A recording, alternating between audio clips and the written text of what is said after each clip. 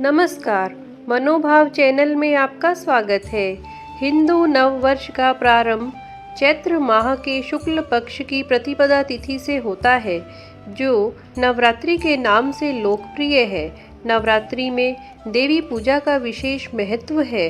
वैसे तो देवी के अनेकों रूप हैं, किंतु उनके अष्टमातृकाओं के समूह को बहुत महत्व दिया जाता है, जिनकी उत्पत्ति आदि शक्ति माँ पार्वती से हुई है।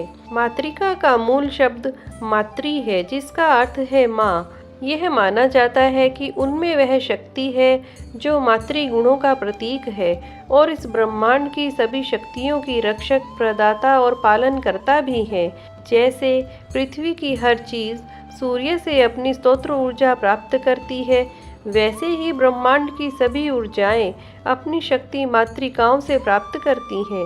मातृकाएं स्वयं का प्रतिरूप बना सकती हैं और उनके प्रतिरूप भी अन्य शक्तियों और रूपों को जन्म दे सकते हैं। वह अपने सूक्ष्म रूप में हर जगह और हर चीज में है, लेकिन यह मान्यता है कि वे अपने प्रकट रूप में ब्रह्मांड में उपस्थित हैं और 8 दिशाओं पर शासन करती हैं, जो अनंत का भी प्रतीक है। मातृका हमेशा अपने मूल रूप योग माया के रूप में मौजूद रहती है और वे इस ब्रह्मांड की सर्वोच्च शक्ति है। शिव परम देव है और उनके भीतर योग माया निवास करती है। वह सृष्टि के पहले भी शिव के भीतर विद्यमान थी। हर विध्वंस का एक सही समय होता है। जैसे प्रकृति एक फूल को अपनी चरम तक खिलने देती है और फिर उसे मुरझाकर नष्ट कर देती है, जिससे एक नए फूल को खिलने का अवसर मिलता है, वैसे ही शिव का प्रमुख कर्तव्य है कि पहले की सभी कृतियों के अस्तित्व को जड़ से मिटा देवें, ताकि नव निर्माण हो सके। ऐसा करने के लिए भगवान शिव को शक्ति और ऊर्जा की आवश्यकता होती है। इस ऊर्जा को मातृपुंजा कहा जाता है, जो स्वयं को द्विगुणित या जनन करके इस ब्रह्मांड के हर हिस्से में अपने आप को विलय कर देती हैं। इस प्रकार मातृका सृष्टि में हर जगह मौजूद हो जाती हैं। उनकी वजह से ही ब्रह्मांड आत्मपालन और आत्मपोषण कर सकता है। यह तब तक चलता रहता है जब तक कि महाप्रलय नहीं हो जाता। एक रचना के विनाश के बाद दूसरी एक नई रचना होती है और यही मातृकाएं फिर से नए ब्रह्मांड के निर्वाहक और पोषणकर्ता की भूमिका निभाती हैं। देवी महात्म्यम के संस्करण के अनुसार दुर्गा ने स्वयं मातृकाओं की रचना की। जब दैत्य शुंभ दुर्गा को युद्ध में चुनौती देता है, तब दुर्गा ने इनकी मदद से राक्षस सेना का वध किया। उसके बाद राक्षस रक्त बीज के रक्त को चूसकर उसका भी वध किया।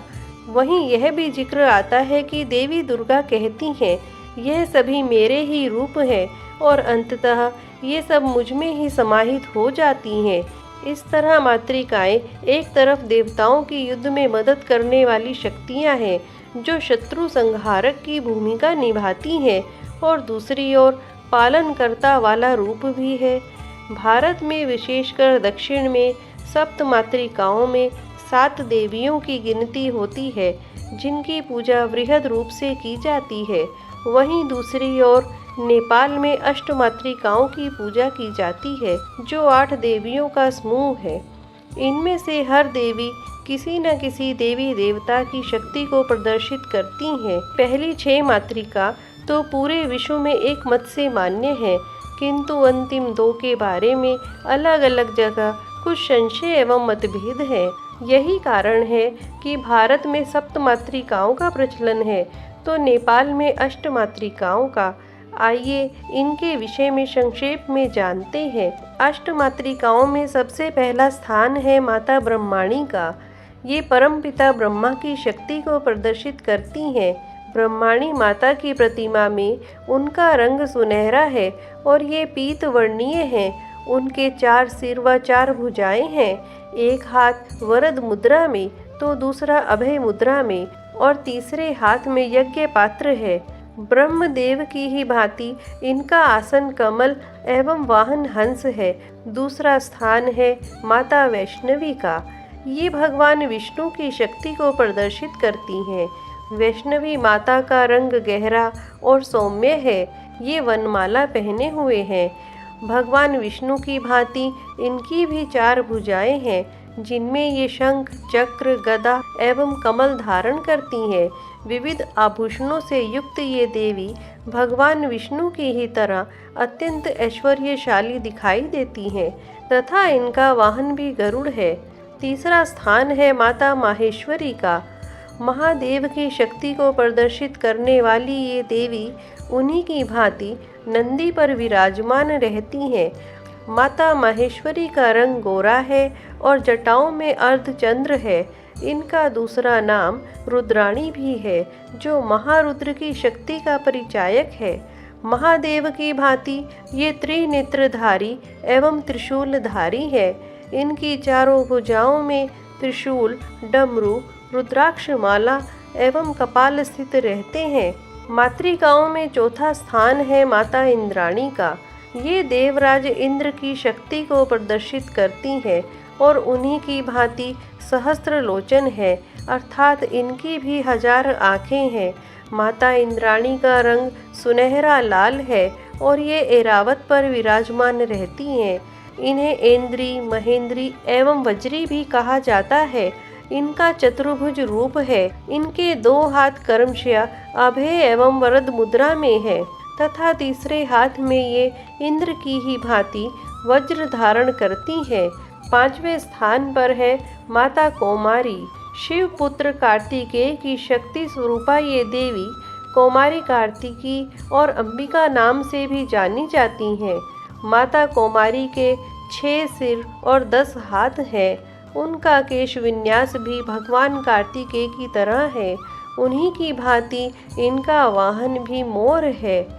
ये अपने हाथों में शक्ति, ध्वजा, दंड, धनुष, बाण, अक्षमाला, कुकुड़ और कमंडलू धारण करती हैं। उनके 2 हाथ अभय और वरद मुद्रा में हैं।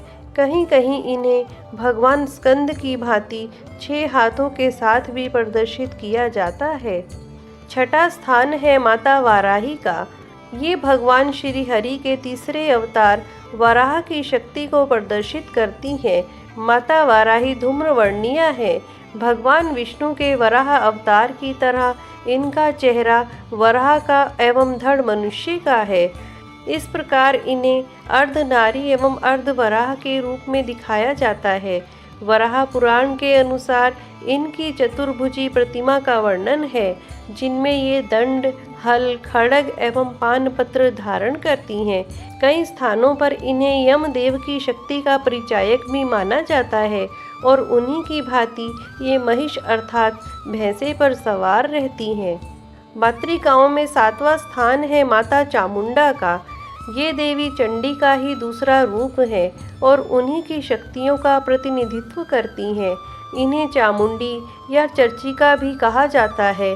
माता चामुंडा का रंग गहरा लाल है और गले में मुंडमाल शोभित है।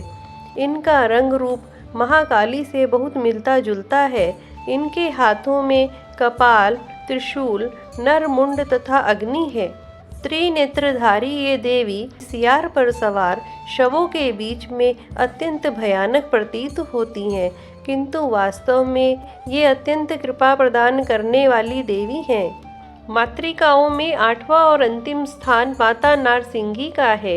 ये भगवान विष्णु के चौथे अवतार नरसिंह की शक्ति का प्रतीक है। इन देवी का स्वरूप भी उनसे मिलता है। भगवान नरसिंह की ही भांति इन्हें भी आधी नारी और आधे सिंह के रूप में प्रदर्शित किया जाता है, अर्थात इनका चेहरा सिंह का व धड़ मानव का है। इनके 4 हाथों में शंख, चक्र, त्रिशूल, डमरू, नाग का फंदा और खोपड़ी में से कोई भी 4 प्रतीक होते हैं। इन्हें नरसिंहिका एवं प्रत्यंगिरा के नाम से भी जाना जाता है। इस प्रकार अष्टमातृकाओं की महिमा अपार है। इनके नामों के श्रवण मात्र से ही मनुष्य के समस्त पाप नष्ट हो जाते हैं। नवरात्रि में अष्टमातृकाओं का गुणगान करने से समस्त सुखों की प्राप्ति होती है। आशा है यह जानकारी आपको पसंद आई होगी। इस जानकारी को आप अपने परिवारजनों और प्रियजनों के साथ शेयर कर सकते हैं और मेरे उत्साहवर्धन के लिए इस चैनल को सब्सक्राइब कर सकते हैं। माँ शक्ति आपके सभी कार्य सिद्ध करे, इसी कामना के साथ जय माँ दुर्गा।